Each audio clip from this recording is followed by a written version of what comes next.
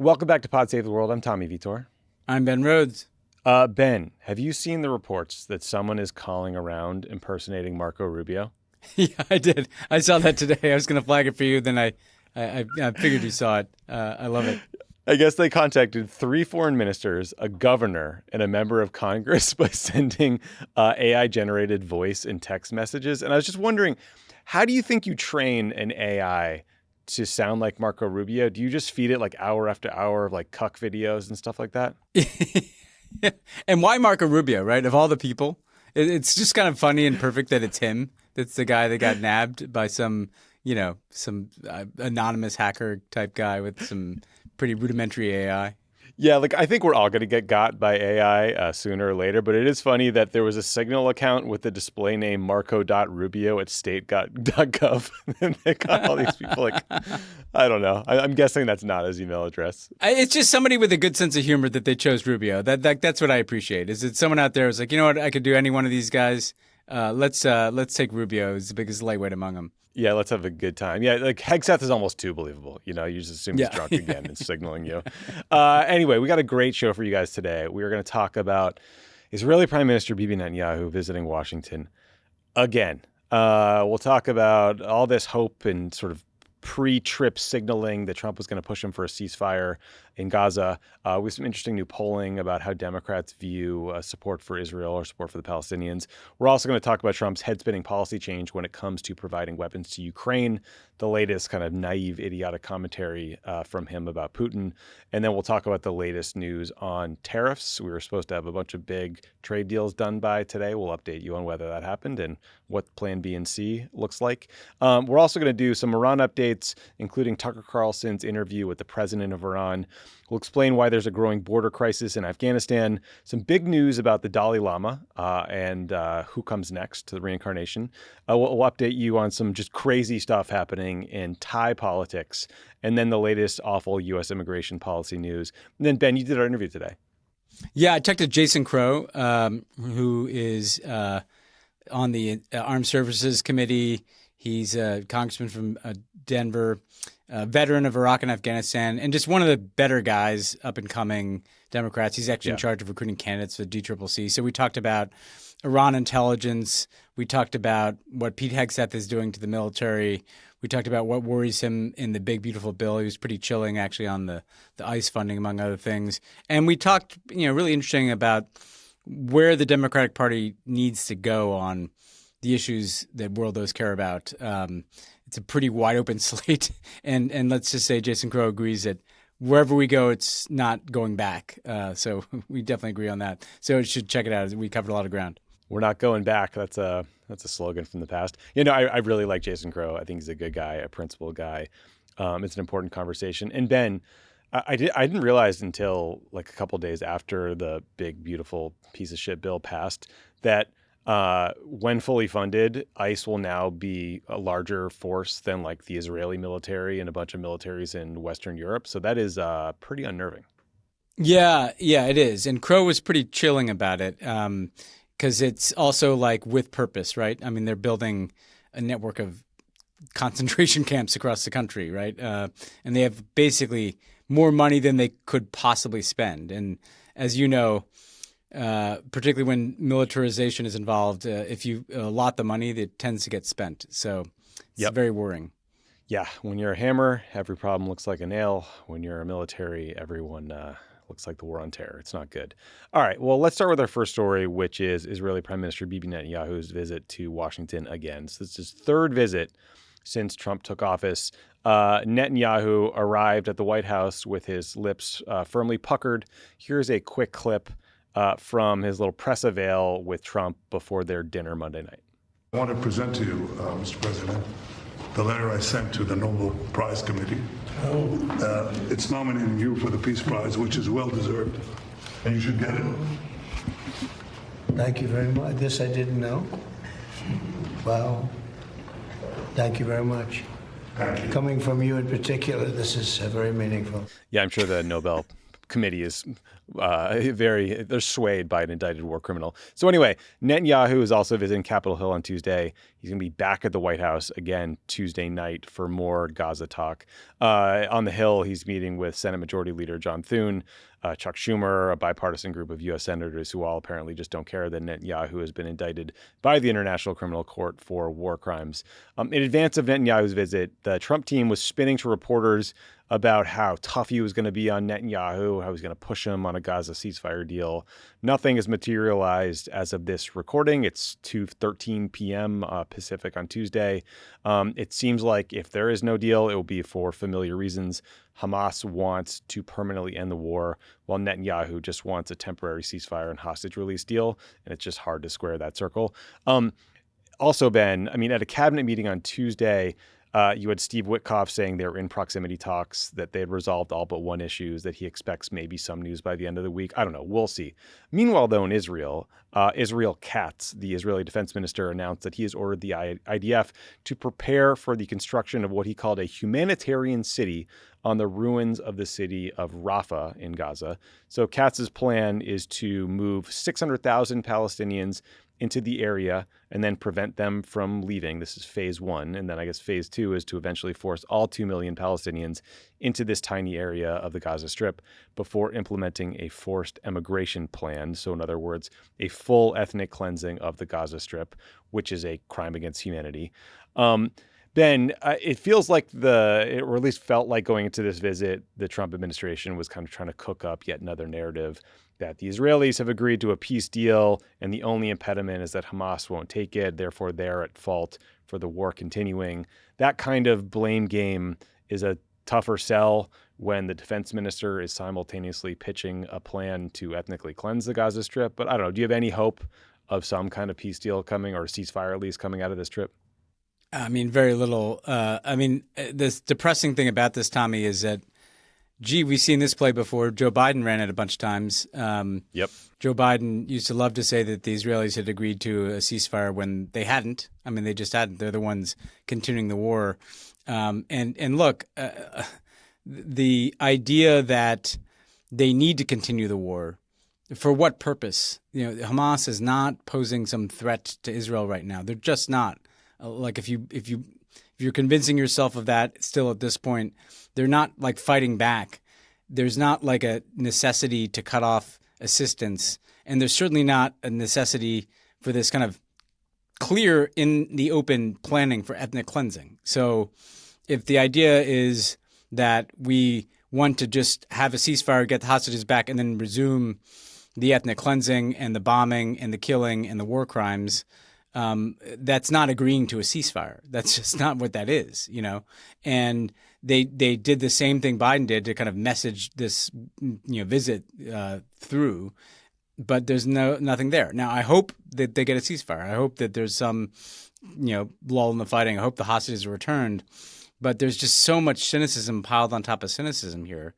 And then meanwhile, they're just telling us out loud that they're literally going to build camps in Gaza for these people. And then move them someplace else. That is the definition of ethnic cleansing.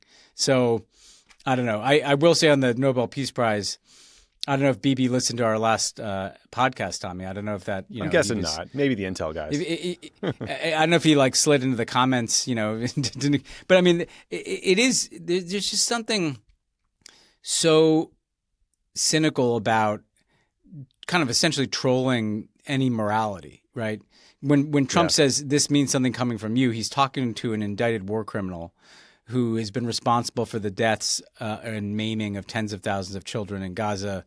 And, whatever you think of the Israeli strategy, they've launched wars in, more countries than I could count now in the Middle East. And so it's down is up, black is white, truth is lies. I mean, that's all you can take away from this facade. And actually, and we'll talk about the Democratic Party, the fact that this kind of gets treated normally and, there's bipartisan people meeting with Netanyahu and even the kind of a lot of the tone of the media coverage is it's like here's the Israeli prime minister coming to meet to consult on Middle East issues and just kind of no basis for evaluating how extreme what's happening is. I think that's going to make people cynical on the left and the right, for that matter. I totally agree, man. We'll get into that in a second. I mean, yeah.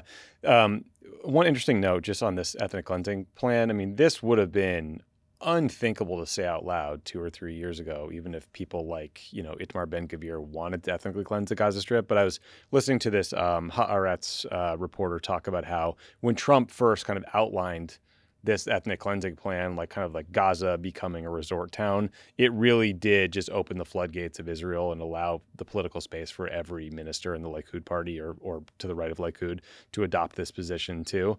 Ben, it's also just remarkable to me, like the volume of coverage about anti-Israel comments made at the Glastonbury Music Festival last week as compared to the amount of coverage of Israel Katz outlining a plan, the defense minister outlining a plan to ethnically cleanse the Gaza Strip. It's glaring and shocking, and I think speaks to some of just how broken the conversation is around this stuff. No, we're still talking about, Bob Villain like 2 weeks after the fact or whatever it was. And it's the same thing, by the way, that happened with the protests at Columbia. Like it was convenient for people to talk about this. But what is more important in the world today? What Israel's doing in Gaza or like what Bob Villain, somebody that nobody had heard of, it's a pretty small circle of people, said in kind of the second stage at Glastonbury. I mean, the people that want you to be focused on that, I mean, some of them have earnest, concerns about it, but a lot of them are just people who want you to focus on that, so they're not focusing on Gaza. Yeah. So, we talked about Glastonbury last week and just sort of and what it says about the shift in support for Israel among young people in particular. CNN highlighted some numbers from Quinnipiac polls that sort of put some data behind this conversation. So voters were asked in a couple of surveys if they sympathize more with the Israelis or the Palestinians. In 2017, Democrats said they sympathized more with Israel by 13 points. Today, Democrats sympathize with the Palestinians by 43 points. So that's a 56-point swing. The change was even greater among Democrats aged 18 to 49. They swung 71 points towards being more sympathetic with the Palestinians. So this is a political sea change. But like we were just saying, like people in Washington have not caught up with it. Like establishment Democrats have not caught up with it. That's why you end up with someone like Andrew Cuomo running this hard, like pro-Israel campaign against Zoran Mamdani and really like actually probably motivating his voters more than he helped himself. Yeah, and it's deeply unhealthy for Democratic leaders to be this out of touch with their own constituents, their own voters, the people they need to mobilize and appeal to on a pretty fundamentally important issue.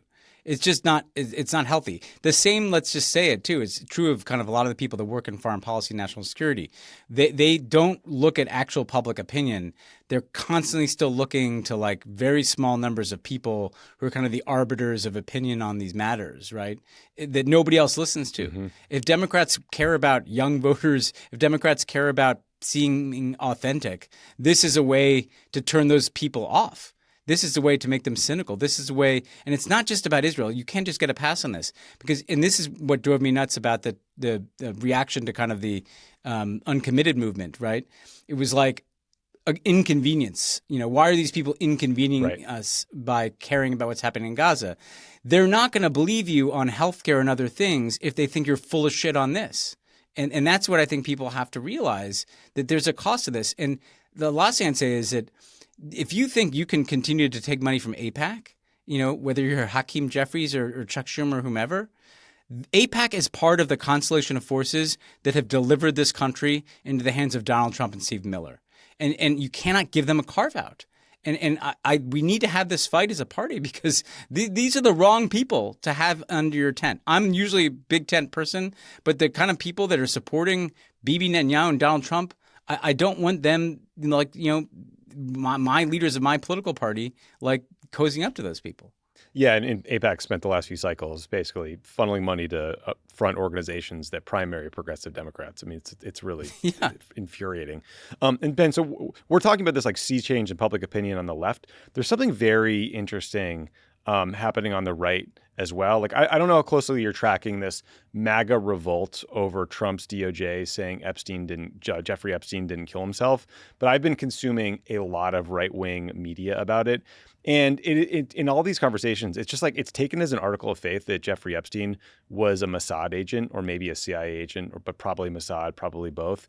And some of these guys are even saying that like the release of this DOJ memo saying Epstein didn't have a client list was timed for Netanyahu's visit.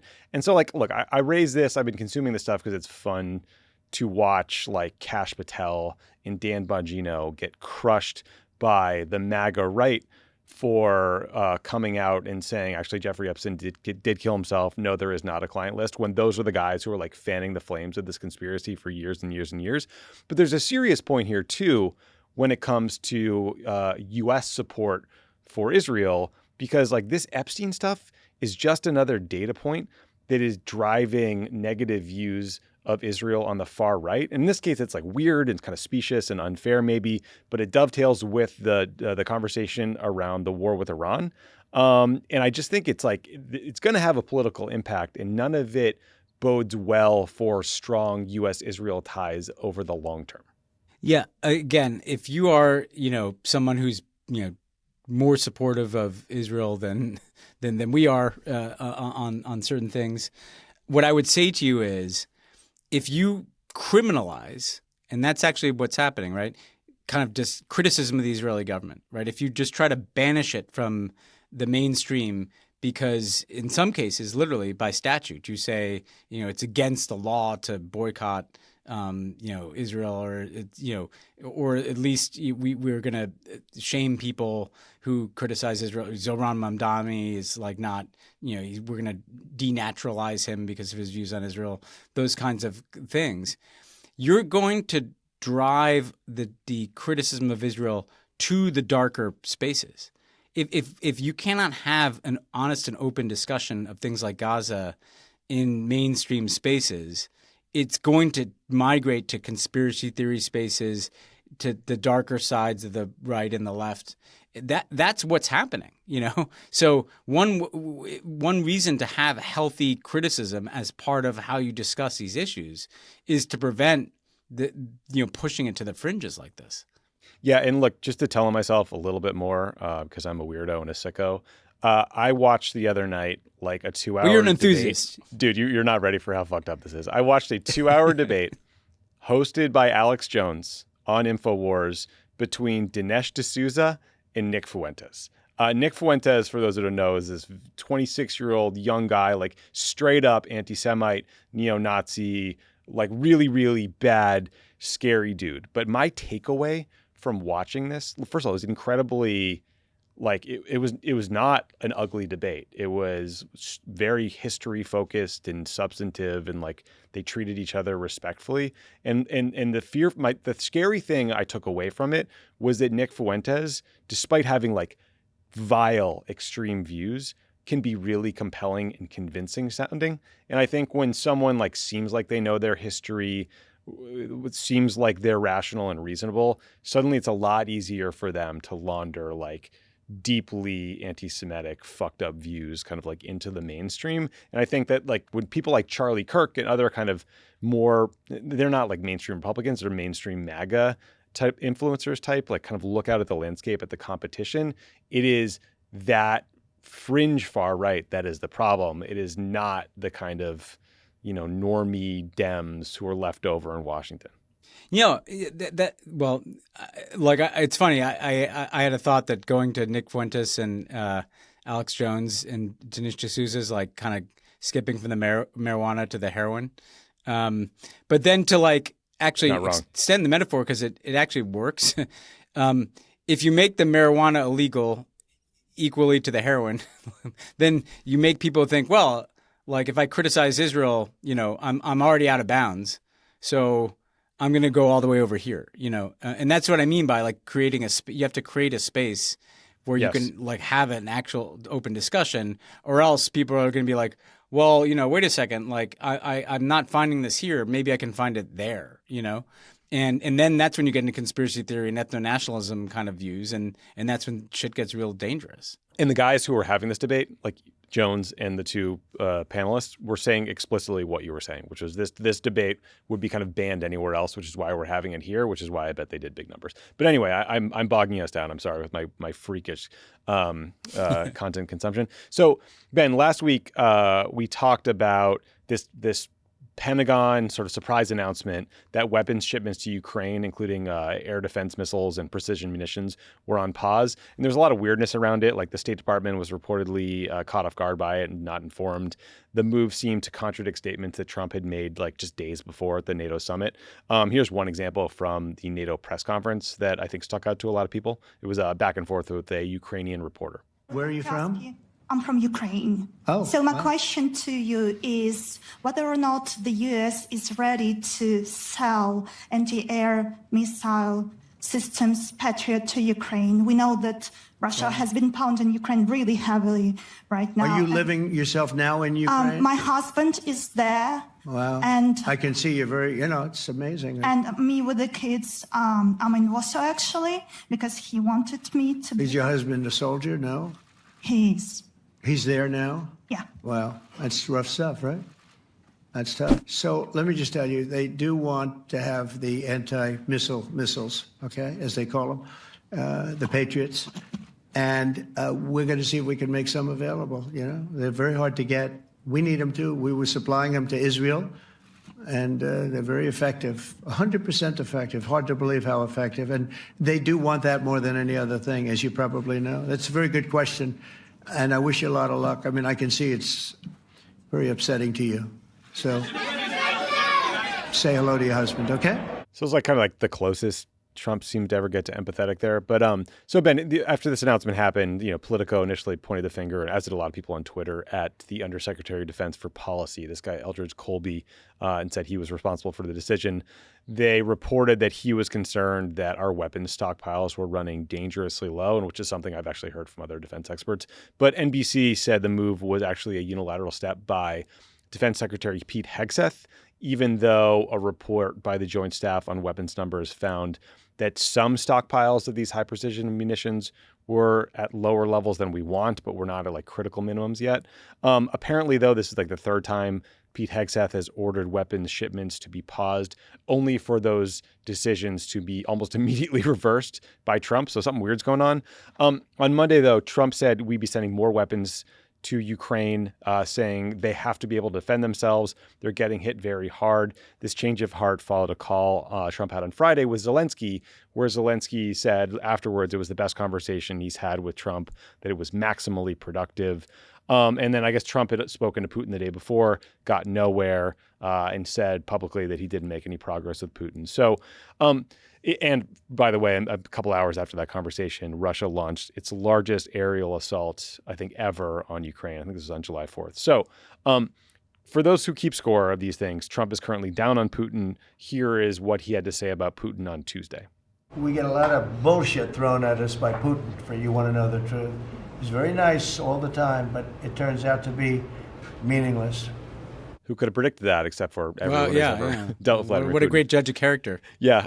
So, Ben, I've been talking to some defense geeks for a long time who are genuinely, sincerely concerned about the U.S. stockpiles of interceptor missiles in particular, mostly for the Patriot system, because between U.S. weapons shipments for Ukraine, support for Israel against Iranian ballistic missiles and drones, and then U.S. intercepts of missiles fired by the Houthi rebels in Yemen, we are burning a lot of these suckers, and we just don't have the capacity to replace them that quickly. So there was some honest concern. The Houthis are ramping up, by the way. I think they sank a ship on Sunday and they killed 2 sailors in a separate attack on Monday. So that threat's still out there. But I'm just wondering, what did you make of how this all went down? Is this really Hegseth freelancing? Did Trump just decided he cared at some point? It's so incoherent and I can't wrap my head around it. Well, I think, look, first of all, I'm glad that these shipments are resuming, particularly for things like the Patriots and the anti-aircraft. That saves lives, and that's the only thing that they have. Otherwise, they're kind of defenseless against these Russian bombardments. People should know this is not some big new shipment. This is just kind of continuing the pipeline of stuff that was already allotted for Ukraine. And yeah, maybe some of this was his peak at Zelensky. Some of this was being concerned about the drawdown because we have shoveled so many of these things out the door to Israel or had to use them in the Middle East. The two things that stand out to me. The first is we've talked a lot on this podcast about how weird it is that they have no National Security Council, right? Mm-hmm. Marco Rubio is currently the Secretary of State and the National Security Advisor. The NSC has been downsized dramatically, the people that would normally coordinate the different agencies of the government. Seems like wonky stuff. This is what we mean. There's no process here. There's nobody running a process. It's like one guy decides to pause stuff, another guy decides to resume it. And you get a sense that there's a handful of people with power, Eldridge Colby, and then there's Pete Hegseth, and then there's somebody sitting at the White House, and there's not people sitting around a table working this through a process to make decisions. And this is what that looks and feels like. And we'll get to it on tariffs too, because that feels the same way. It's all episodic. It's all ad hoc. It's all short term. It's all tactical. It's all about how do we feel today about things? How are we going to get through next week? That's not a way to make a strategy. Whatever you think about Putin, he has a fucking strategy that he's been implementing for years, right? And you're not going to combat that week by week. And that leads me to the thing about Trump. I mean, it's flabbergasting that he can just – it's obvious Putin lies to you. Donald Trump's the last person on earth who realizes that a lot of what comes out of Vladimir Putin's mouth is bullshit. That's been clear to everybody. And I don't do this that much, but if any other U.S. president had spent 5 months after saying he would end this thing in 24 hours just wasting everybody's time, right? Think of all the things that failed here, right? The ceasefire, the 1 month ceasefire, the 3-day ceasefire, the negotiations in Istanbul. What did we get from that other than the U.S. apparently making a bunch of concessions to Russia for nothing in return? And now we're right back where we started. And the thing is, just resuming weapons shipments doesn't really matter if the Ukrainians don't know what they can count on 6 months from now, 1 year from now at the negotiating table. So yeah, this is a half step in the right direction, but this is not inspiring a lot of confidence. Yeah, I hope it represents a bit of a sincere and broader change in terms of Trump's views on the matter, and that he's not just primarily angry at Ukraine. I do worry that this is going to be kind of another log on the fire that's burning in kind of the right-wing MAGA world of all the things they're mad about, right? Because they've decided that Ukraine is evil and that this was going to lead to World War III, in part because Trump told us all these things. Told them that, yeah. Yeah, so who knows? It is a no-brainer to give defensive weapons to Ukraine. Yeah. You read these, I was reading a firsthand report from a journalist the other day, kind of how for a while in Ukraine, people from eastern Ukraine would come to Kyiv because it was just so much safer because of missile defense systems. And now people are getting killed far more regularly. They just have far less layered defense. People are, high-rise buildings are getting hit all the time. Innocent people are dying. There was a poet who wrote this famous poem about how, it just sort of felt like, they all circled up when the missiles were fired and it was only luck that saved you. And then that person was killed in a strike that hit a cafe, I think. So it's just it's a tragic, awful situation. Hopefully Trump is fucking wising up here, but I don't know. You just can't tell with him. And just it's like we were talking about on Gaza. It's kind of been normalized, right? Oh, it's the biggest war in Europe since World War II, and it's just something that's happening, and they're just firing weapons at. I mean, there's Sergei Lavrov, the Russian foreign minister, at the BRICS summit with everybody yucking it up, and Trump's talking to Putin on the phone, even if he's saying he's full of shit. We've learned to live with way too much risk and war and violence, and we have to kind of keep our antennas up. That's not normal, right? A war in Ukraine is not normal. Bombing Iran's not normal. Hundreds, if not thousands, of war crimes in Gaza, not normal. And Putin is counting on grinding people down into just accepting that he can continue this thing as long as he wants. Yeah. Okay, we're going to take a quick break, but as you probably know, Republicans in Congress just passed one of the cruelest and least popular pieces of legislation in history. And many Republicans who voted in favor of this bill only won their elections last cycle by very slim margins and are going to face really tough re-elections this year. It is our turn to hold them accountable politically and take back the House. You can donate to Vote Save America's Take Back the House Fund now to support must-win House races. Go to votesaveamerica.com/house for more information. Paid for by Vote Save America. You can learn more at votesaveamerica.com. This ad has not been authorized by any candidate or candidates committee. Pod Save the World is brought to you by Built. What if paying rent could help with your student loan payments? With Built, you can earn points on your rent and use them to pay down your student loan balance. It's a win-win. Here's how it works. Built is the rewards program for where you live. It's free to join, and by paying your rent, you rack up flexible points that can be used towards some of your biggest expenses, like rent, travel, student loan payments, and a lot more. When you pay rent through Built, you unlock two powerful benefits. You earn one of the industry's most valuable points on rent, up to 1 times Built points every month, no matter where you live or who your landlord is. Second, you gain access to exclusive neighborhood benefits in your city, which are things like extra points on dining out, complimentary items at Built partners, and unique experiences that only members can access. And now, Built announced that you can redeem these points toward your student loan balance, offering you even more flexibility with how you use your rewards. So if you're not earning points on rent, my question is, what are you waiting for?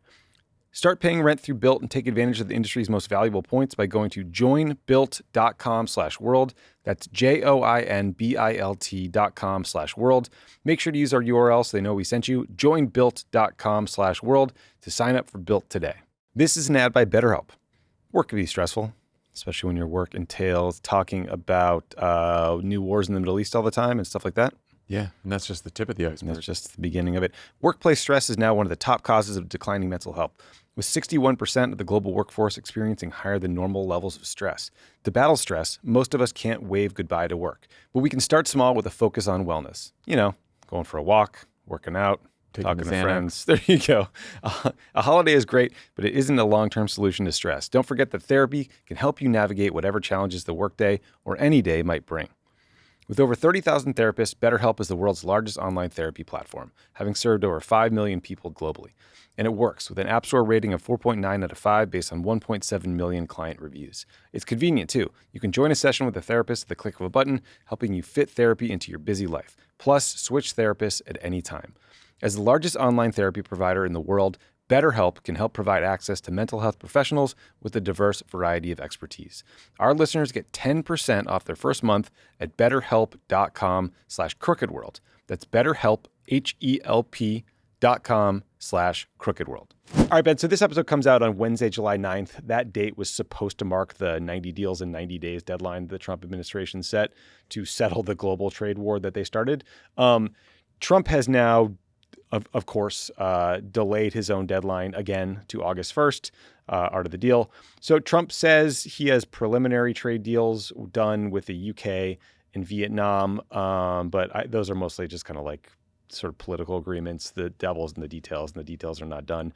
But it gets way more complicated from there. So Trump threatened new tariffs on Monday, basically the old tariff rates on 14 countries. On Truth Social, Trump released these letters he had written to each country that were clearly thrown together at the last minute. For example, the letter to Bosnia and Herzegovina misgendered the president. Not sure that was proofread well. At a cabinet meeting Tuesday, Trump also said he was going to impose a 50% tariff on copper and then a 200% tariff on pharmaceuticals, but those might not go into place for 18 months, which is, again, confusing. Trump also picked a fight with the BRICS countries. It's Brazil, Russia, India, China, South Africa, as well as the UAE, Egypt, Iran, and Ethiopia. He posted a Truth Social message that said any country, quote, aligning themselves with the anti-American policies of BRICS, end quote, will get additional 10% tariff with no exception. So it's just a mess. Here's Trump kind of ranting about these BRICS countries earlier today at this cabinet meeting. Because BRICS was set up to hurt us. BRICS was set up to degenerate our dollar and take our dollar as the standard, take it off as the standard. And that's okay if they want to play that game, but I can play that game too. So anybody that's in BRICS is getting a 10% charge. I thought BRICS was, I said this about a year ago, and it largely broke up. But, there are a couple that hang around, but I thought it largely broke up. BRICS is not, in my opinion, not a serious threat. But what they're trying to do is destroy the dollar. I like he talks about like a band that broke up. Absolutely did not happen. I think he's mostly mad that they're like currently having a meeting and they're like disagreeing with us bombing Iran, like whatever. So look, guys, if this segment has you confused, join the fucking club. None of this makes sense. The best example of why this process makes no sense, and is so stupid is South Korea. The U.S. signed a free trade agreement with South Korea in 2012, and Trump just put out a letter that he says he's going to slap them with a 25% tariff. Like, make it make sense. So, Ben, sports fans may have heard of Red Panda. Do you know what Red Panda is? You're an NBA guy, yeah. Right? She's a Chinese-American acrobat. She rides on an 8-foot-tall unicycle. She, like, juggles these bowls and flips them up with her feet and catches them on her head. Pretty badass. Trump's trade policy right now, to me, is, like, Red Panda style. Like, it's cool. It could work for a minute. It's distracting for a minute, but Red Panda recently fell and broke her wrist. Yes. And so I think that's what's going to happen to Trump here eventually. That is my metaphor. There's so much just bullshittery here too. I mean, I do think that with the BRICS too, first of all, you know, Trump likes to sound like smart about stuff, like, but you can almost always tell that like one person got to him and was like, hey, these BRICS countries, you know what that's about? That's about a bunch of countries led by China that don't want us to have the dollar be the reserve currency anymore. Which, by the way, is something that anybody who's ever like paid any attention to a BRICS meeting has known for like a decade. Right. And he comes out and says it like he's, you know, like dropping some like penetrating insight, right? What about his buddy Modi, right? Like, isn't he best friend? Like, what does he think the fucking I is in BRICS, right? It's India. Like your good friend Narendra Modi, you know. So I probably couldn't even name the countries in the acronym. An acronym, by the way, that was coined by a Goldman Sachs analyst, right? So hardly started like in the way that Trump said. This tariff stuff is the only thing that Trump cares about is that he has the power and the capability to turn the dial up and down. Yep. He loves the attention. He loves the corruption potential. Part of what happened in that Vietnam scenario is that, lo and behold, a $1.5 billion golf course was approved during an Eric Trump visit to Vietnam right after the suspension of tariffs. He loves being the center of attention. He loves, you know, the BRICS are having a meeting in Brazil, so he's going to, you know, grab the camera and put it on himself. Like, a lot of this is just about that. It's about like, I control this. I can make this pain go up, go down. And I think what people have to realize is a lot of these countries, almost, I think, too much, you know, including in Europe, they kind of kiss his ass a little bit, like, you know, to try to avoid the tariffs. Oh, yeah. But what they're going to be doing behind his back is all kinds of planning to de-dollarize. What Trump is doing, far more than anything the BRICS have ever done, Trump is putting the dollar as a reserve currency at risk. Because who the hell wants their entire economy tied to the currency of a country led by a complete maniac who's just weaponizing tariffs on every country in the world? Like, he's far more disruptive to the U.S. leadership of the global economy than like a BRICS meeting is. Yeah, him and the Republican Party's policy of just ramming like $6 trillion worth of debt through Congress. I mean, yeah, it's and by the way, the only way you're going to finance that debt is to hope that the BRICS countries continue to buy our treasuries. Yep. And the Japanese continue to buy our treasuries. He's threatening 25% tariffs on Japan that recently said for the first time, like, hey, we might have to go away from the dollar here. If you want to look for a reality check, I mean, going to nerd out here a little bit, but watch the bond markets, right? Because the stock market continues to like snort whatever white powder is making them think that this is all okay. The bond markets are not. The dollar is down more than it has been in a very long time. 10% or something. Yeah. Massively down. Because people are like, I don't want to put my stuff in. And by the way, if the bill comes due, I think what Trump is just hoping is that the bottom falls out after he's gone. But at the rate he's going, like, you know, it may not be the next Democratic president. It may happen, you know, sooner than that. Yeah, it is not a good setup. But yeah, so I think the BRICS meeting, they criticized U.S. policy on Iran. So that brings us to some Iran updates, Ben. So over the weekend, you and I both were reading these, I think it's the Times and the Post, Washington Post, dug into something we had talked about on the show the last couple episodes, which was this surprising, bizarre Israeli strike on even prison in Iran. This prison is this notorious hellhole torture chamber where Iran often houses political prisoners. So the Israeli Defense Ministry said the goal of the strike on Evin prison was to target government repression bodies in the heart of Tehran. But these, the reporters who dug into the impact found it did the opposite. The Times found that the strike on the prison angered Iranians, including dissidents, and that the attack killed or wounded, quote, visiting family members of prisoners, social workers, a lawyer, physicians and nurses, a 5-year-old child, teenage soldiers guarding the doors as part of mandatory military service, administrative staff, and residents of the area. Again, I think the strike happened at like noon, so it was during visiting hours. The death toll stands at 79. That is almost certainly an undercount. But it seems like a pretty catastrophic mistake if the idea was to foment regime change or turn people against the regime. In other news, Ben, Tucker Carlson, who's been a vocal opponent of war with Iran, spoke with Iran's president, Masoud Pezeshkian, in an episode of his podcast that was released on Monday. It was about 30 minutes long. There wasn't a ton of groundbreaking stuff. I thought this was probably the most interesting revelation to come out of it. Let's listen to a clip. Do you believe the Israeli government tried to assassinate you? They did try, yes. And they acted accordingly, but they failed. So I take everything he says with a bit of a grain of salt, but it wouldn't surprise me at all if there was an attempt to decapitate the leadership of Iran, even though that's long been seen as taboo in war. But Ben, I mean, I think like my biggest reaction to this whole thing was how annoying it was to have people attacking Tucker Carlson just for conducting the interview. Like, I'm not a Tucker Carlson fan, but like the idea that we can't interview people we disagree with is so annoying. Like you and I watched and excerpted and made fun of Tucker's interview with Vladimir Putin because the substance of it was bad. But like I will defend to the death his ability to interview people we find odious, just as we would like defend the right for diplomats to talk to countries that we disagree with. Otherwise, like how are we ever going to learn? Like bridge our disagreements or learn more about them. It's just such a fucking stupid argument that drives me crazy. Yeah, no, and look, I mean, it's not the first person that's interviewed an Iranian foreign minister. I mean, I remember, both Rouhani, the president, and Zarif, the foreign minister, did multiple interviews with like major U.S. media outlets in the Obama years, and we weren't upset by it because it actually was helpful, kind of helpful to see what their message was. Right. It's actually, you learn, even if you don't like them, you kind of learn like, oh, what are they serving up? Like, what's their message, right? Like you kind of learn what their strategy is, So I do think that it connects to the Avon prison thing though, because there's this kind of weird sheen on how this war is being presented. Like we just bombed these nuclear sites. Many people were killed, far more by Israel in its bombing. And the Avon prison thing, Nilu Tabrizi, who was on this show a couple weeks ago, did participate in that Washington Post investigation. The Times one's great too.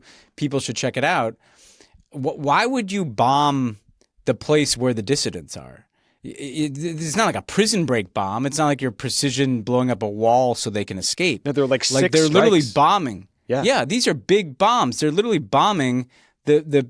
So what it tells me is that there's always been this kind of faux bullshit, like we stand with the Iranian people, like MO from the hardliners in Israel and the United States, and it used to drive me nuts that those people would come after people like us, because you don't care about the Iranian people. You want to use their suffering to justify what you want to do militarily against the Iranian government. That's really that is what's happening here. Why does Bibi Netanyahu, when he gives speeches to the Iranian people, he gives them in English? He doesn't give them in Farsi, right? Like, or even in Hebrew, right? It's for Americans and Western journalists, so they can say, "See, look, we actually stand with these people." That's not what's happening here. Even if you hate the regime, this only strengthens the regime's position, and by the way, gives them like a pretext to crack down more and more on people. And again, to come back to the Tucker thing, it's the absence of an ability to kind of speak openly about this, like, it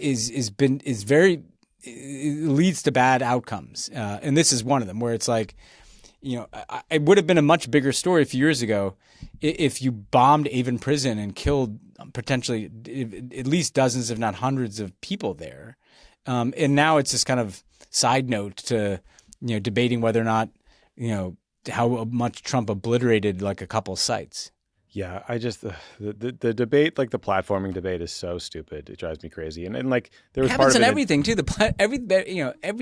Everything is a debate about that. Yeah, and it's just like it is censorious. It is anti-free speech. I regret that the Democratic Party has embraced it at times. And it's like why is like ICC indicted Bibi Netanyahu allowed to go on 5 Sunday shows a week?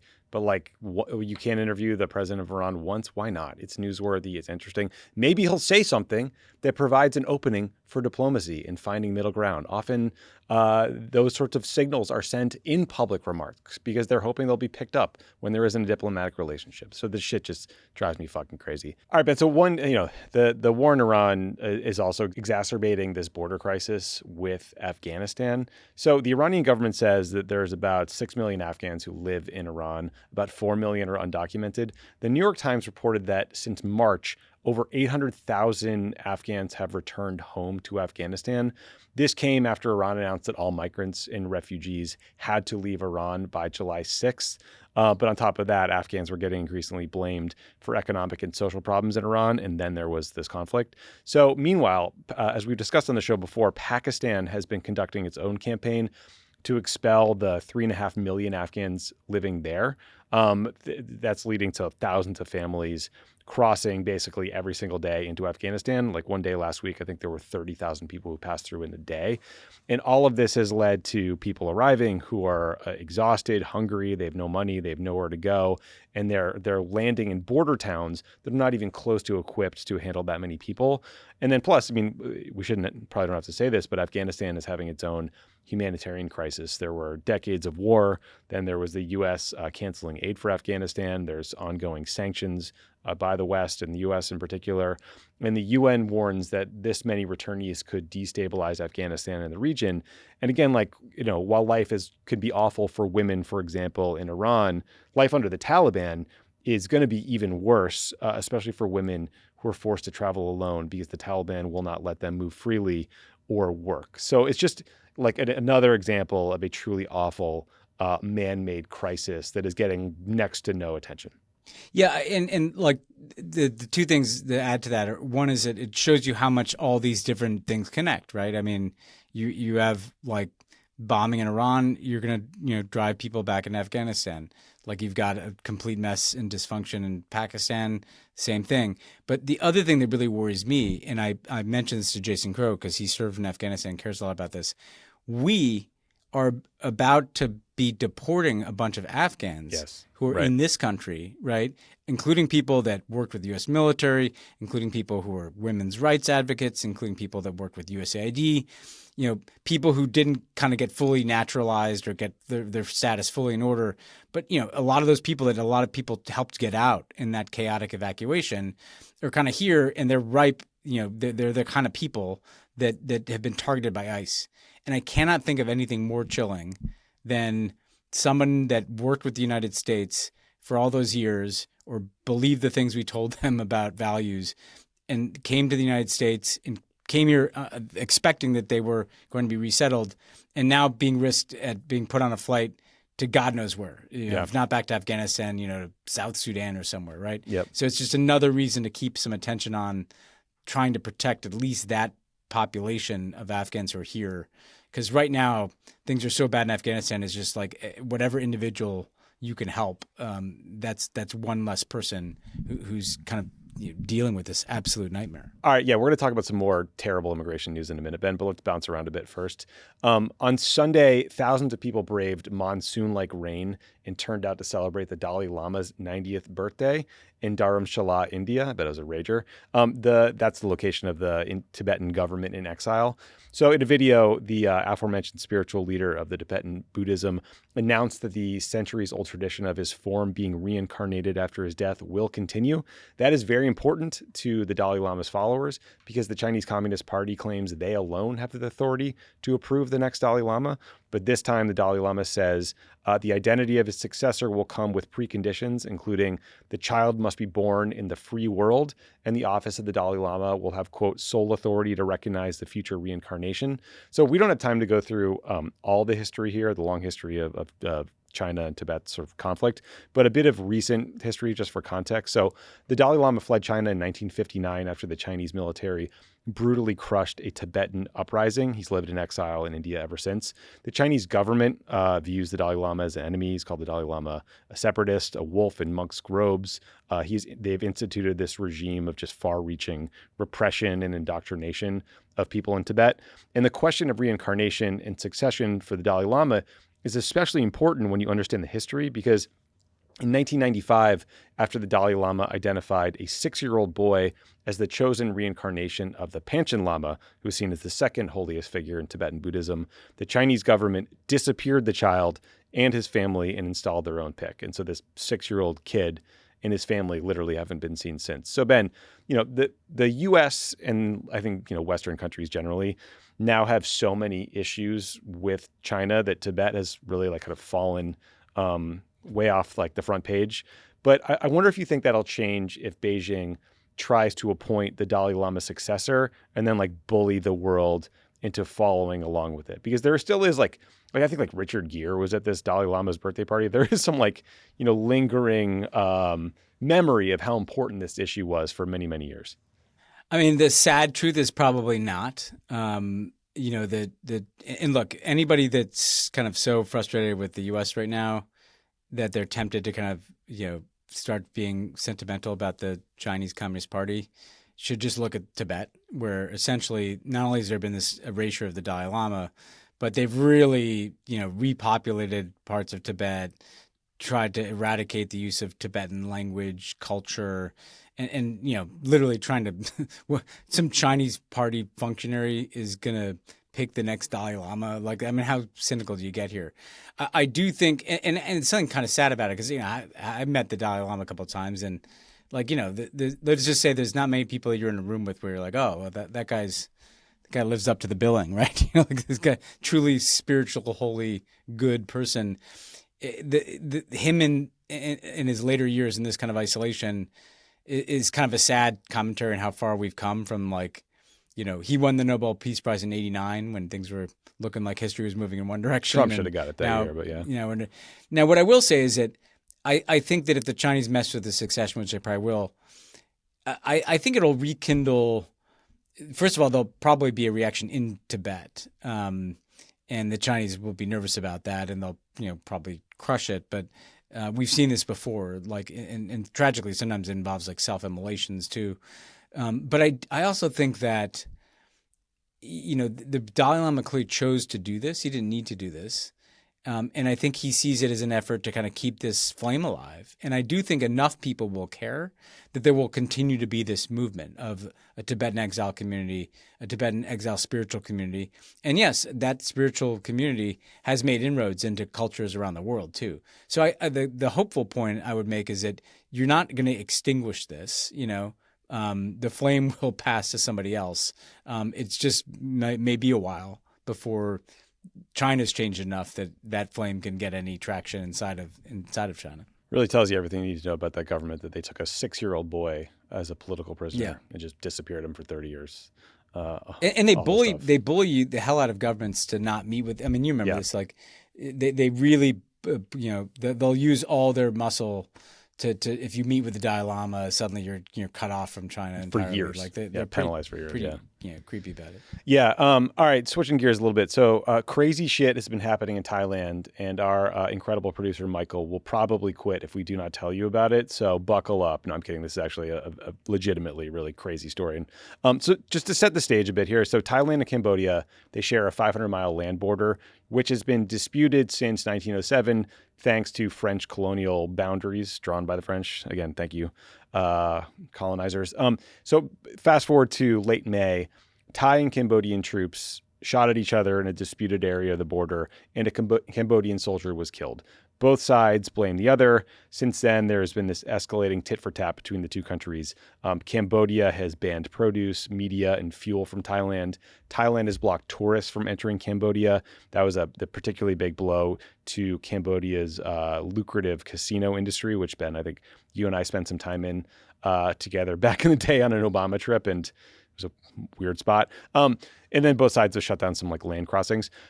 So that's obviously bad. But the story heats up when Thai Prime Minister Paetongtarn Shinawatra had this ill-fated and unfortunate phone call with former Cambodian leader Hun Sen in an attempt to ease tensions. So we talked about Shinawatra last year when she took office. She's part of this Thai political dynasty. I think her dad and aunt also served as prime minister.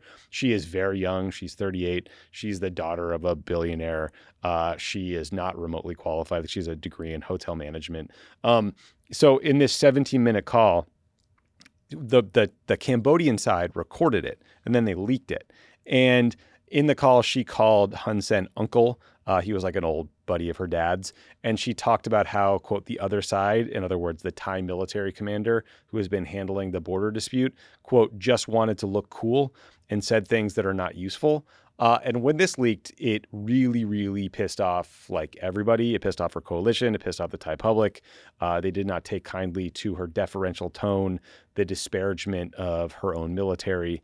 And despite like a lot of groveling, there was a public apology that she was trying to spin it and say, look, I'm just being conciliatory to the Cambodian side as kind of a negotiating tactic.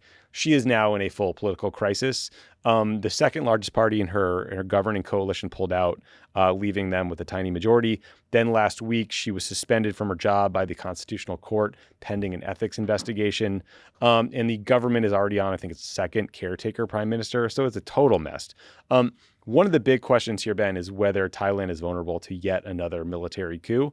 There have been at least 12 since 1932, and it runs in the family. I mean, her father was removed from office by a coup in 2006. I think a coup followed her aunt's removal from office by the Constitutional Court in 2014. So all of which is to say, Thai politics, never boring. Never boring. Like there's layers of this that are really interesting. So let's start on the Thai side because, Thaksin, her father, really rich guy, but a populist rich guy. He gets ousted by the military. Yingluck, who is his sister, the aunt, we went to Thailand and, Barack Obama met her, during press conference, seemed like things were going great. And then the military put her on a plane to London, I think, like 2 years later, right? So the military coups can happen with regularity. And there was this kind of strange deal, remember, between the Thai military and the kind of Thaksin dynasty to kind of let him return, let her take power. But it was always kind of tenuous. And part of what was creepy about the deal is that they completely sidelined the one hopeful, progressive, younger political party in Thai politics. So if you're wondering who the good guys are the people that kind of got muscled out of the picture. Yeah, no one mentioned before is the good guy. Yes. Yeah. And so like nobody's that sympathetic to the military here, even though, she handled this poorly. People always also forget Thailand is a treaty ally of the United States. Now, I don't think anyone's expecting we're going to come to their defense on the Cambodian border dispute. But the problem here is that, you just don't want the military to be – I mean, part of what she was probably indicating is that maybe the military is ginning this up because, they want to kind of reassert their, position at the vanguard of nationalism.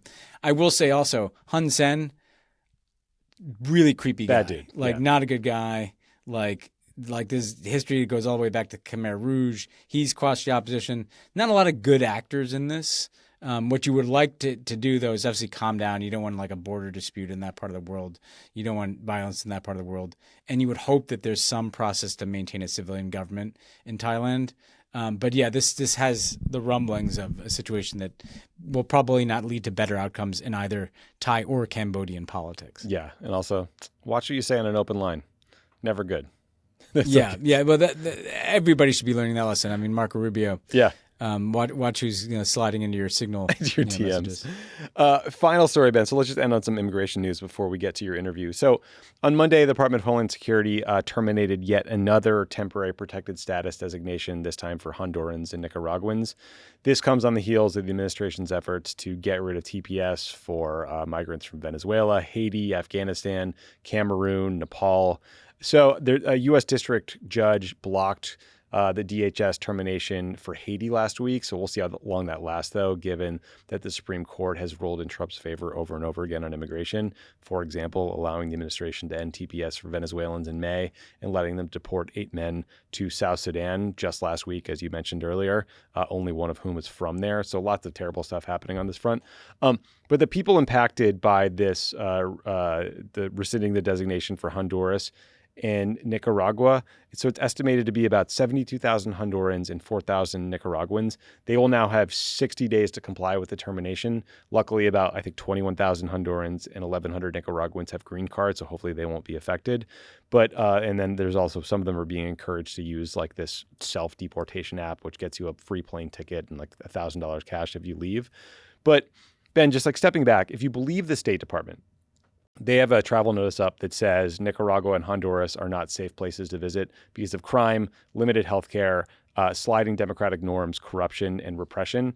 And then the most recent Human Rights Watch World Report for Nicaragua says that President Ortega and his wife are seeking to consolidate power, overhaul the government, and have, quote, expanded the use of forced exile and citizenship revocation as a way to target critics. But we're still going to send all these people back to their home countries anyway. And in addition to those, like, political and safety considerations that make this just a gross, shitty thing to do, the decision just is unbelievably cruel given the history, because TPS was granted to Honduran and Nicaraguans in 1999 after Hurricane Mitch tore through Central America. It killed over 11,000 people and was just devastating. I think 7,000 people died in Honduras, 1 million were displaced. So it just decimated these countries. And so, I think the critics of TPS would say the T in TPS stands for temporary. And sure, that's fair. But like what we're talking about doing here in practice is expelling people from the country who have lived in the United States for over 20 years. They have jobs, they have families, they're part of communities.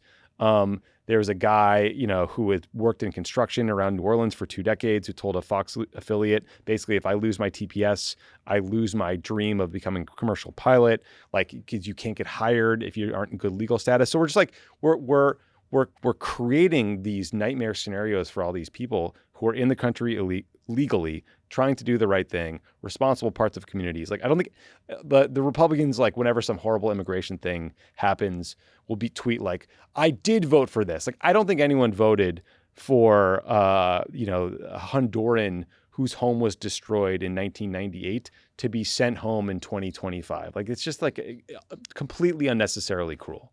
Yeah. One thing about the Trump administration, there's that, I think it's that quote attributed to Stalin, right? One death is a tragedy, and whatever, however many million is a statistic. Mm-hmm. Like, Trump wants to numb you with the scale of this. Think of how many absolute human tragedies are unfolding before our eyes. Yeah, like people who've been here for decades, who are good members of the community, who give back to the community.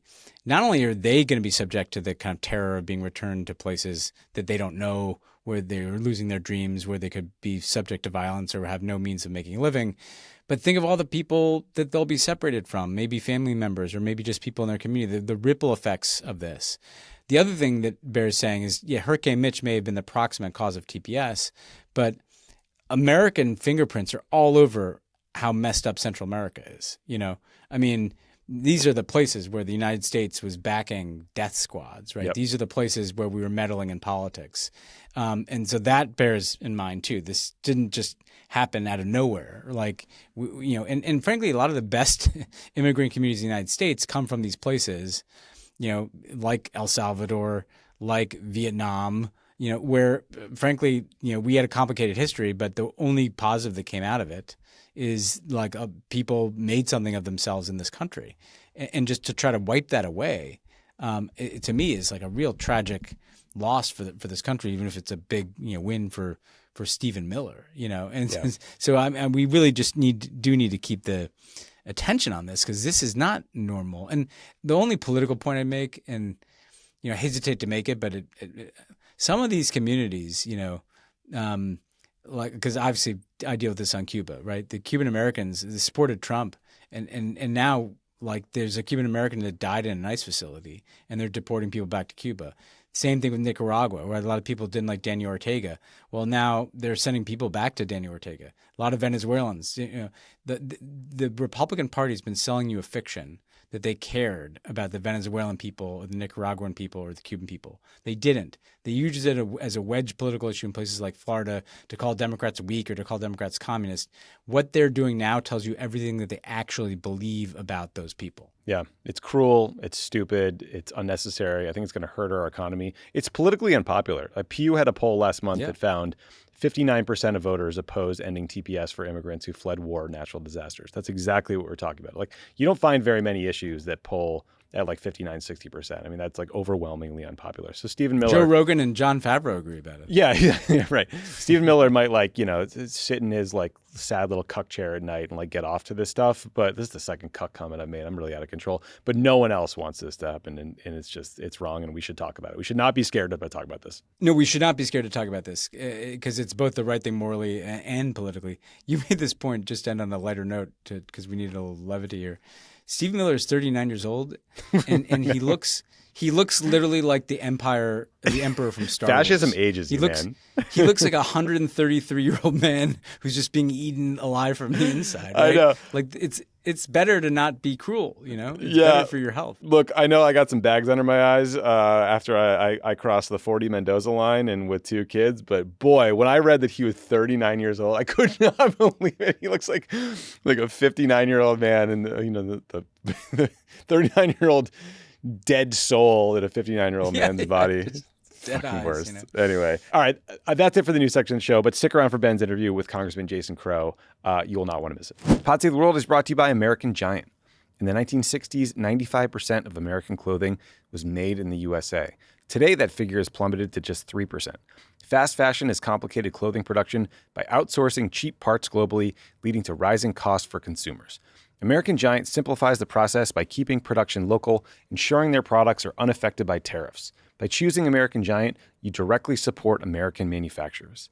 I got some really comfortable sweatpants and a big cozy sweatshirt from American Giant, and I really like them. They have great clothes. They got good clothes. I like their t-shirts. Lots of variety, great clothes, good quality, and not expensive. And they also show up really fast.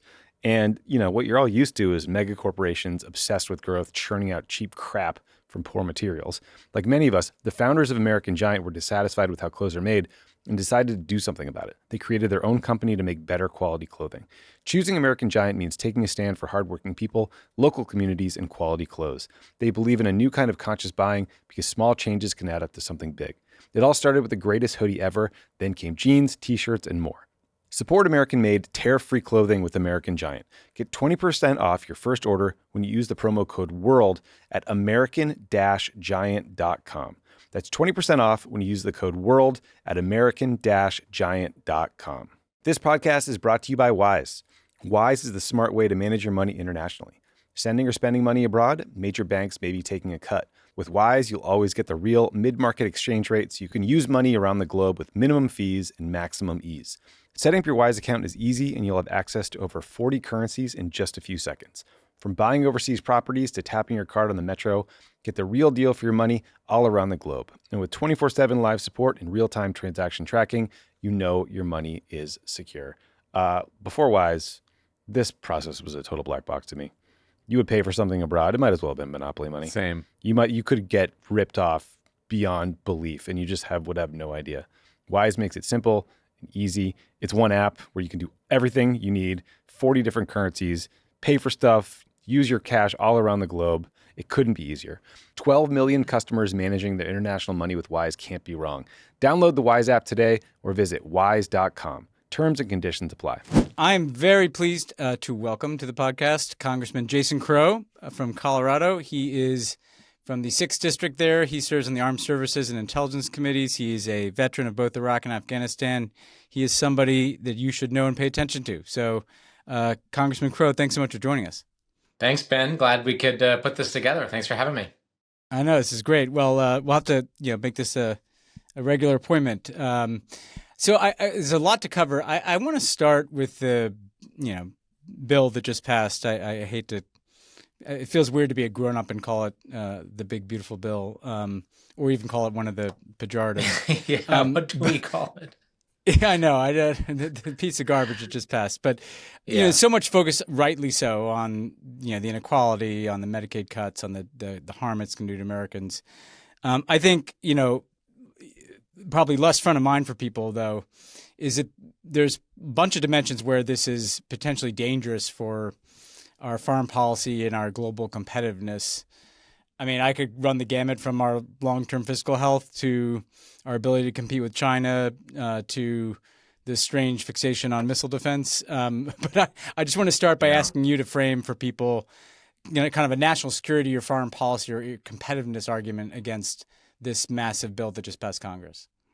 Yeah, well, I mean, the energy production tax credit rollbacks, the wind and solar tax credit rollbacks, are probably one of the largest national security strategic blunders that we've seen in years, if not a generation, right? At no point in American history has there been a closer tie to our ability to produce quick, clean, safe, low-cost energy and our ability to have economic and military might than at this point in American history, right? You look at AI, you look at the data centers, you look at the new defense systems that are in development or that we're fielding right now, extremely energy consumptive, right? So that tie is very, very close. And China knows it. China is doubling, tripling down on this. They've actually, last year, they produced more wind and solar than the rest of the world combined.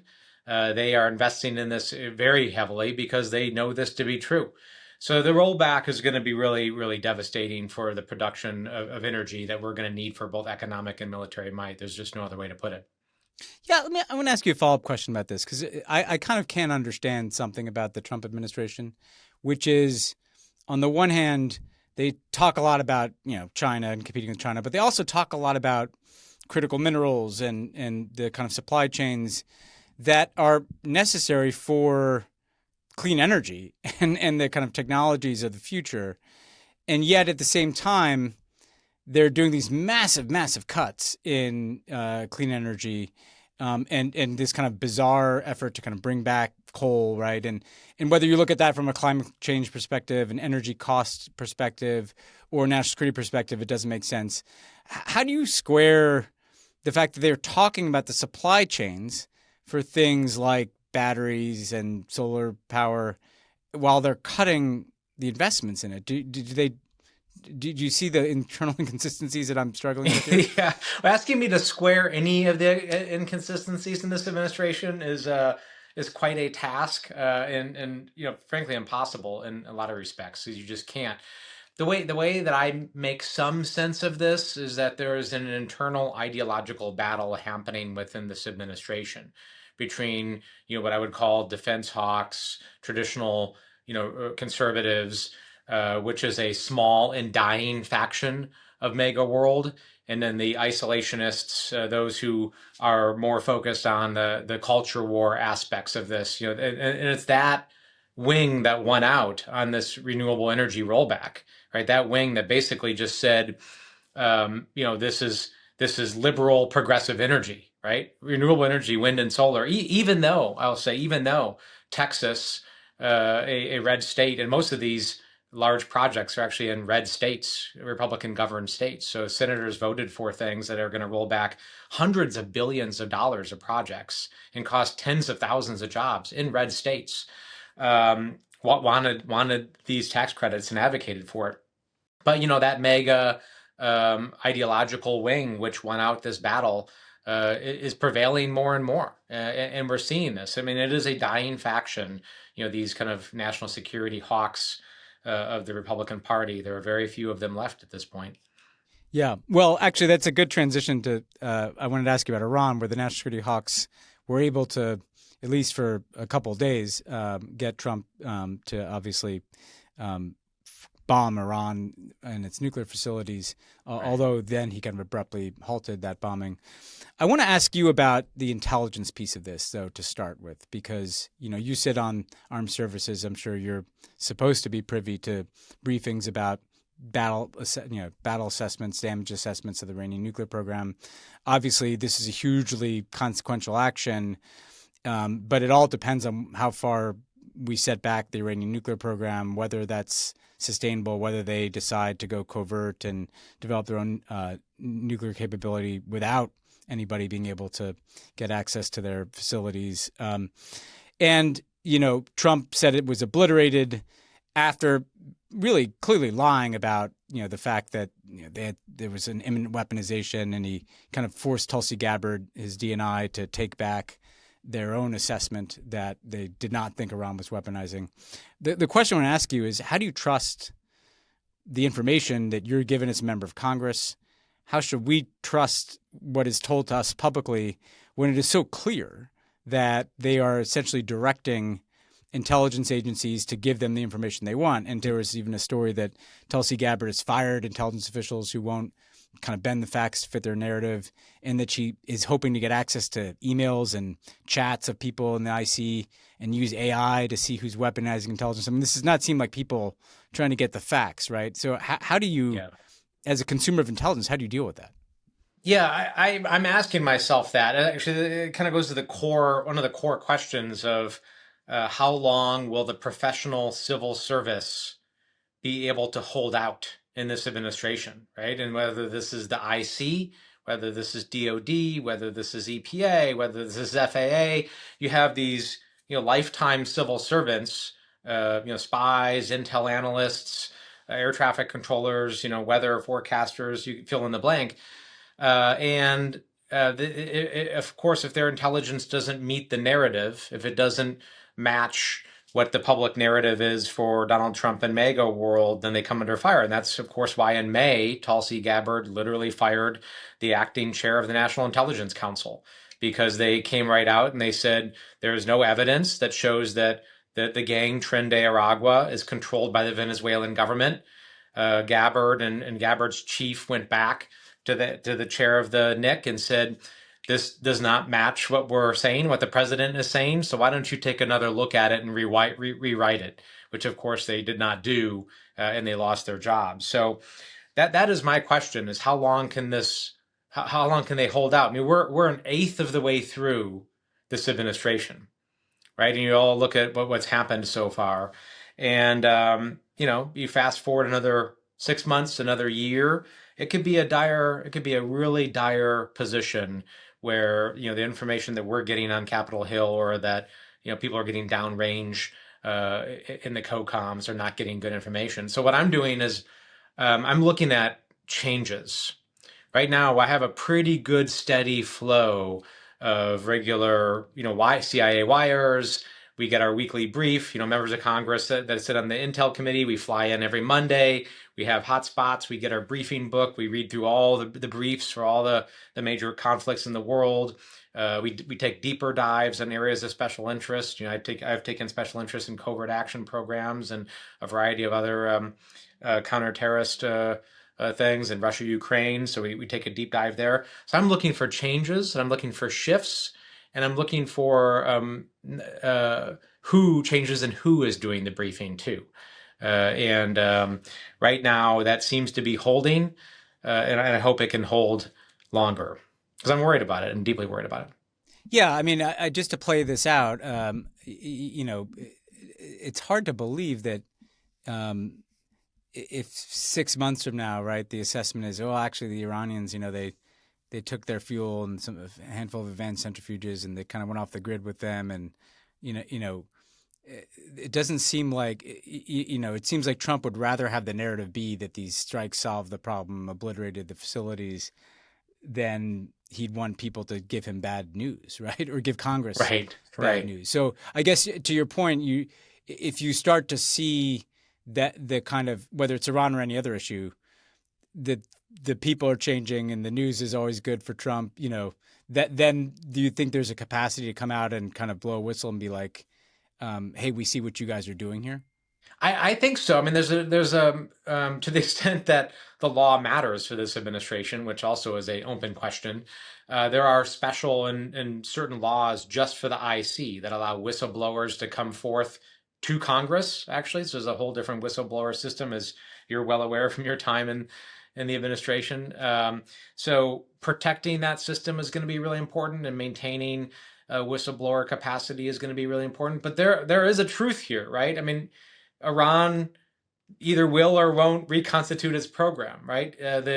The three facilities that hit either were obliterated or they weren't obliterated. Yeah. And Israel has a dog in this hunt too, right? And if Donald Trump says that they were obliterated and doesn't want anybody else to say differently, and he's willing to move on, Israel, if they're not obliterated, is probably going to speak up and take action as well. So I see there being a potential wedge between Donald Trump's narrative and what Israel wants to be able to do here.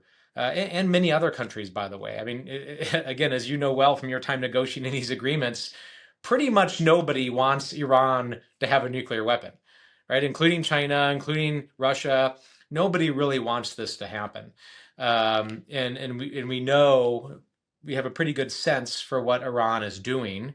And we also know that you can't bomb your way out of this, which is why, you help negotiate that agreement. Because unless it's permanent, and unless it's verifiable, we will always be doing this, right? We will always just be playing the game of whack-a-mole and bombing them every 6 months or a year or 18 months, if that's the strategy, if that's what you want to call it with this administration. Yeah. I want to come back to that at the very end on the Democratic Party on Iran, but I do want to ask you just two more things about Trump, because knowing your personal expertise in history, right? So you're a veteran, and when you look at Pete Hegseth and what he's doing at the Pentagon, how concerned are you that the combination of the changes they're making at the kind of general officer level on down, the cultural kind of uber MAGA, Hegsethian approach to things, right? Donald Trump, military parades, everything Trump says is right, and the deployments to the U.S. military, right, in the United States. Like, I'm from Los Angeles, like, the military is in my streets, literally. How worried? What are you seeing? About, and how worried are you about the because people always thought the military would be the last, the hardest nut to crack for Trump, right? It's the biggest, most entrenched kind of bureaucracy that there is. There's millions of people in it. But are you worried that they could be trying to remake the military in Trump or Hegseth's image, and that might open up the door to the use of the U.S. military in the United States in ways that we've not seen before? Yeah. Well, a couple of things. Number one, the way that Pete Hegseth operates, his leadership style, again, if you want to call it that, even, and Donald Trump, is completely antithetical to everything I learned in the military, right? This notion of servant leadership, from day one of boot camp, when I was a private, and then when I became an officer, it's drilled into you. It's servant leadership. When you're a paratrooper, you jump out of the plane first, and then your soldiers follow. You eat last. You go to sleep last. You suffer with your soldiers. This administration and the message they send over and over again is the rules don't apply to me, right? They apply to everybody else, but not me. Whether it's Signalgate, whether it's kicking out trans members from the military. Restrictions on women in service, and on and on. It's truly abhorrent stuff. You look at my own combat experience. I went to war 3 times in Iraq and Afghanistan, and it was that experience that underscored for me the importance of protecting civilians in conflict zones, the importance of diplomacy and humanitarian aid, and all of the tools in our toolbox as a country, not just military power, and frankly, the inherent limitations of military power. Those are the lessons that I took away. And I see what's happening now, that basically the only thing that does matter is hard power and military power. It's a recipe for disaster, and it's not going to end well. Yeah. And then you add on top of that, per your previous question, I went to war in Iraq based on politicized intelligence.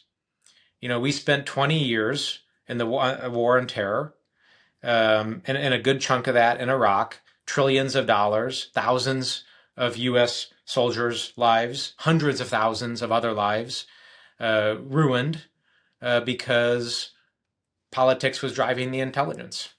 Yeah, well, and to just kind of tie it together to one other issue I know you care a lot about, which is Afghans or Iraqis that serve with us or in the United States.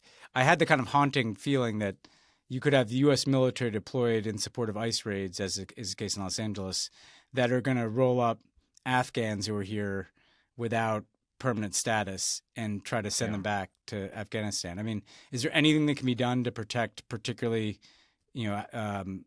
people like from Afghanistan and Iraq who, served with the U.S. military or supported the values that we were standing for there? Well, I mean, there are actually quite a few Republicans who are still involved in this issue. We started in 2021. We started the bipartisan Honoring Our Promises working group in Congress. There's a number of Republicans that we continue to work with who served with Afghans during the war, whose families served with Afghans who are working with us to push back on this and try to protect them on an individual basis. So there's that piece. But then to go back to your point about the use of military domestically, obviously a big concern of mine. But what keeps me more awake at night is the provisions of the big, beautiful bill, if you will, Donald Trump's disaster bill last week. This is really what keeps me awake. That bill just tripled the budget of ICE. And it in one fell swoop, gave it a budget that is now bigger than the FBI, the DEA, the ATF, and Customs Service combined. Right? It made it the largest law enforcement entity in American history, bigger than the U.S. Marine Corps.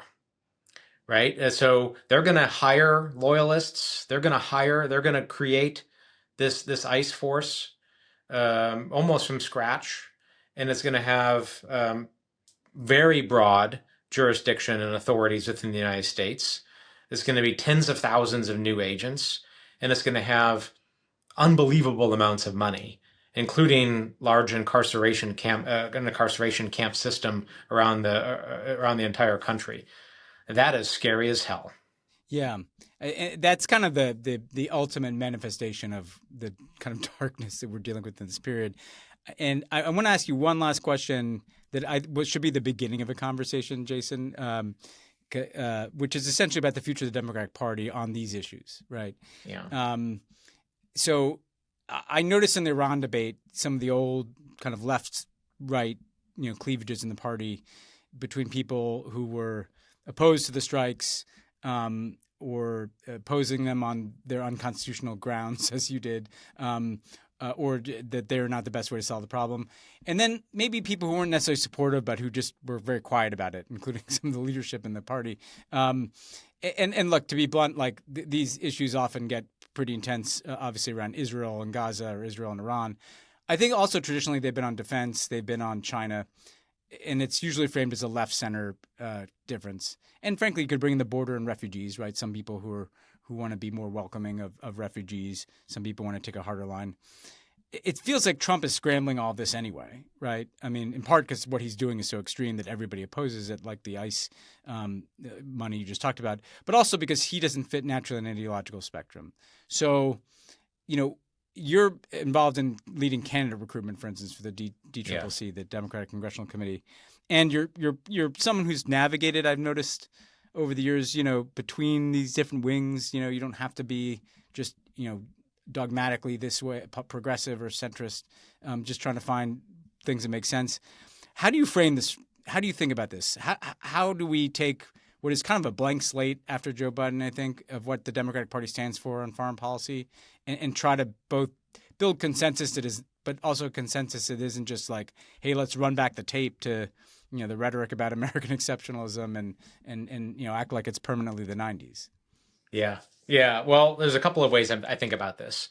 One is that Americans want something different, and if Democrats are not serious about that and honest about that, if our solution is, hey, we're just going to fight back to Trumpism and we're going to try to preserve institutions as they are and we're going to build what once was, that will be a massive failure.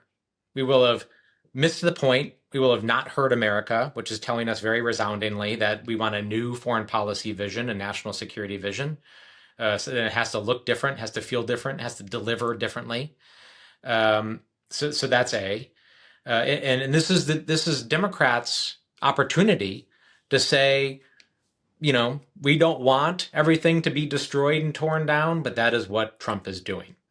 So if they're going to dismantle this system, then now we have the opportunity to build something new, right? What is the new progressive vision for national security and foreign policy for America that delivers for American people, that communicates with them, that has an ecosystem and an infrastructure that looks more like the American people rather than the same people over and over again, making policy in this town, right? Which are great people. Like a lot of them are great friends of mine, and they're really smart people. But listen, the sad reality is, and I'm running all around the country doing this recruiting, helping candidates, campaigning, doing this work, and I can tell you, people are pissed off.